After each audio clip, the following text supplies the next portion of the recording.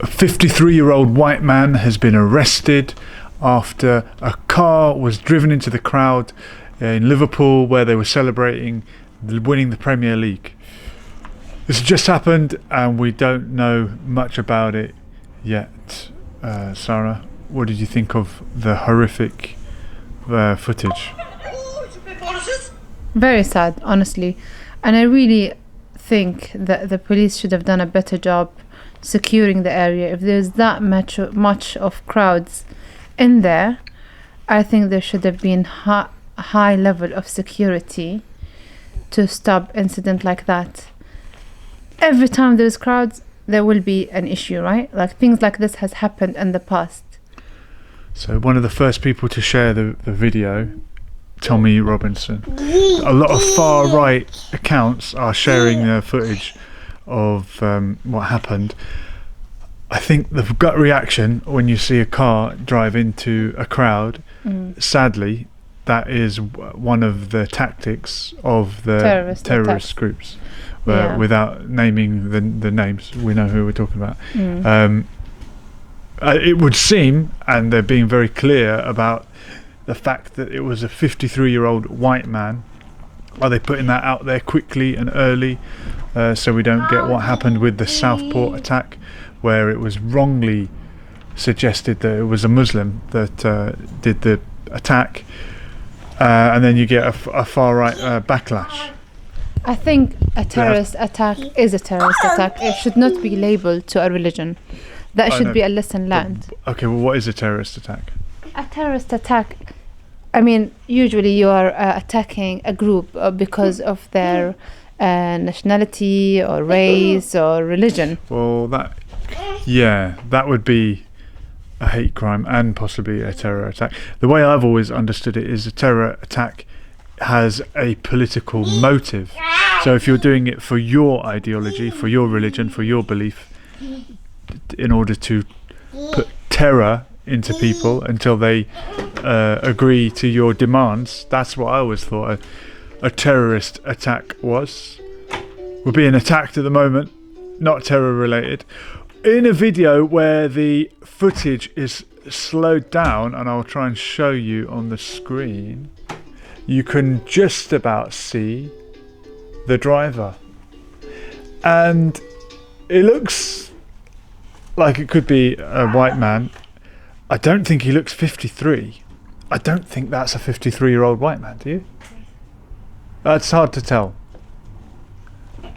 Sorry to do it just off the phone like this, but we're reacting quickly to the story. And of course, this is Liverpool. They've just won the Premier League.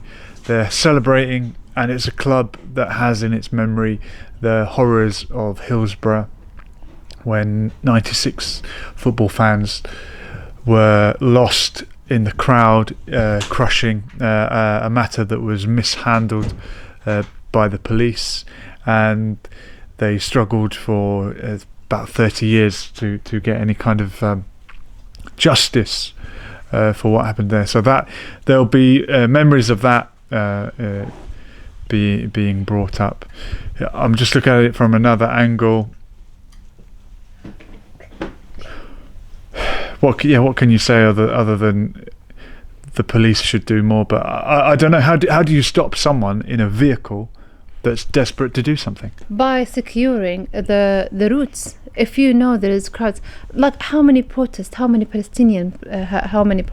it been pro-Palestine, with huge numbers, millions. We walked in these marches, right? Most of the time they were secured, because wherever the people are walking, there will be vans. In fact, the trouble sometimes starts from the police, because they start pushing people, or the horse. Do you remember the other day? The horse started to go between the crowds, and that have caused chaos before, because it made people it made people panicking, running, and it was just too much. Like the trouble starts sometimes by the police doing the wrong thing, sadly. the one of the last marches that happened again, the roads were blocked where people needed to go home. Most of the roads were blocked, so people were not allowed to go home, and that caused another chaos. And then there were troubles, and there were fights, and there were arguments. The police have arrested so many people, and it's just really sad to see wherever there is gathering. Of course, I'm mentioning the marches because I've been in those marches. I haven't been between crowds where there is a football, because I'm a fan of all football teams. And my mom always says to me, whenever there's crowds, walk away. But I've been between the crowds on the marches for Palestine. And really, I think that just the security and the police should do a better job to protect people celebrating, marching, doing anything they are doing. Wherever there's a crowd, there has to be high level of security. Someone has shared this video and labelled it "How It Started." Whether that's accurate or not, I don't know. Let's have a look. Is that people starting to attack the car before the car driven? Possibly that's what it's suggesting, that someone attacked the car. They're attacking the car.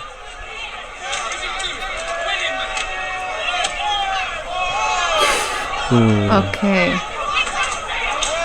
So maybe the guy did not intentionally driven onto people, but he just needed to escape him being attacked? That's possibly what this is suggesting.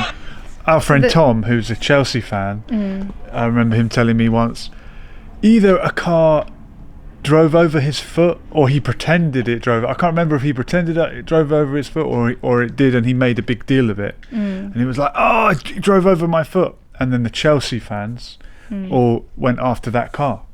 So if something happens in a crowd with a vehicle and people feel threatened, and all of a sudden a crowd start attacking a car, you don't know what could happen. And if someone panics and floors it in a car, then horrific injuries. It depends could where occur. you look at it, from which angle. If this car was attacked, and I'm not saying it was, I've got no idea if this is true or not. This was posted. Dubs Life 1 on X said this is how it started. I mean, it doesn't give the man an excuse to drive and hit other people, of course. If anything, he should have just left the car.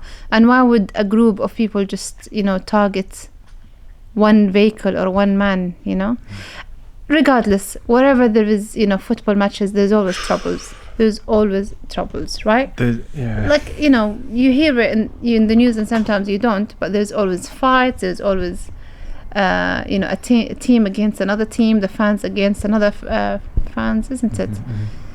And it's just honestly silly. I think you should just take it as it is. If your team lose, go home. Don't cry about it. Don't get over, don't get what's the word? Don't get drunk and start fighting the other fans. Honestly, you just have to fight for a big reason. We don't know yet what don't fight over your football team lost or when. That's just silly. I'm really sorry for those people that have been injured. We don't know how far the injury is. It doesn't look good. From what we've seen, the footage, it looks like it's serious injuries. Sorry when the crowd really were attacking the car, what if they'd got the guy out of the car? I mean, the police looks like they got the there police on did, time. but what if before the police I think got the there? man would have been killed. But seeing what he did, would the people have been justified in preventing him? This is what we don't really know. But like that really also shows you what are people are capable of, right?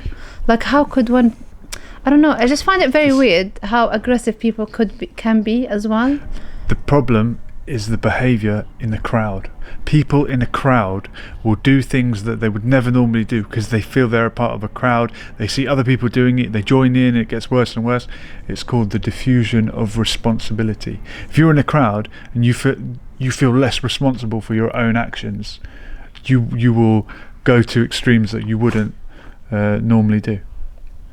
There was a similar incident many years ago in Ireland during the Troubles. A couple of, I think, off-duty army officers took a wrong turn in a car and were up the street with a funeral going on, an IRA funeral, and there'd been a loyalist attack on a funeral the previous week or a couple of days before, and the people thought this was another attack about to happen, so they piled onto the car. They started attacking the car. The soldiers, in panic, trying to warn the people away, fired a gun out of the window, and the people ran away, and then they ran back in. And they took these two soldiers out of the vehicle, they dragged them down the street, and they executed them. Really? Yes. Oh my God! Honestly, that's just that's how ugly it can get. That is the behaviour of a crowd. But these were people that thought they thought they were being attacked by a murderer. So once you go into that fight or flight mode, once you're in a crowd, God knows what can happen. Again, sorry for those who got injured. And just 2 days ago, a doctor called Ala Najjar lost 9 of her kids while doing her duty in Gaza. She has received her kids in pieces. And again, like, does this news take it justice? I don't know. I really hope this violence stops globally.